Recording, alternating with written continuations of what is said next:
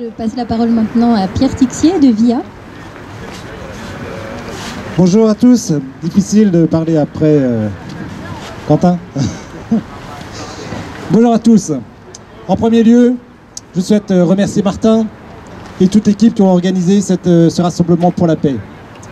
Merci également de nous avoir invités et de mettre en œuvre l'union de pensée, ce qui est important entre les différents partis pour pouvoir agir en commun.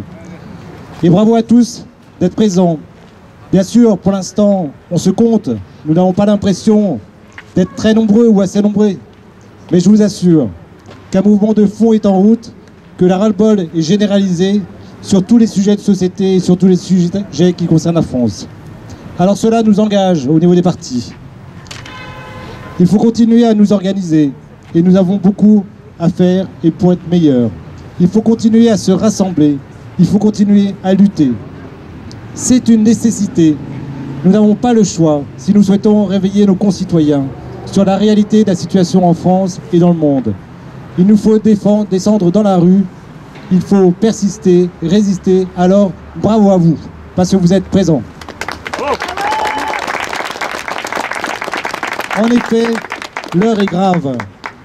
Les organisations supranationales, comme l'OTAN, l'ONU, l'OMC et bien d'autres, au lieu d'être des instruments de paix, participent directement ou indirectement à la paupérisation et à la soumission des peuples.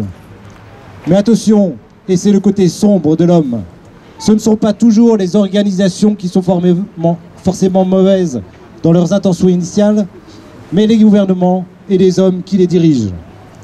Chez VIA, la Voix du Peuple, le parti de Jean-Frédéric Poisson, pour ceux qui ne le savent pas, nous avons les mêmes craintes que les patriotes.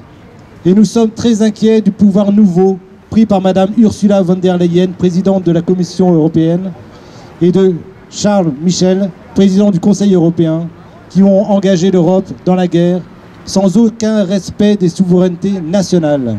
Sans mandat. Et vous l'avez évoqué. Et sans mandat. Et sans mandat. Avec VIA, la Voix du Peuple, nous ne voulons pas la guerre. Nous voulons le retour de la diplomatie.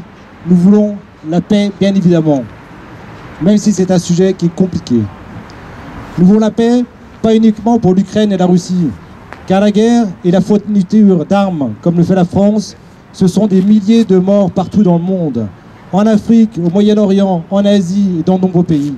Et chaque mort, c'est une personne, une famille, le drame d'une génération. La guerre, c'est aussi des camps de déplacés, des camps de réfugiés qui n'ont aucun avenir. Quelle humanité représentons-nous pour laisser tous ces gens mourir dans des camps? Chez VIA, nous voulons la paix pour la France. Mais il n'y a pas de paix possible sans sécurité.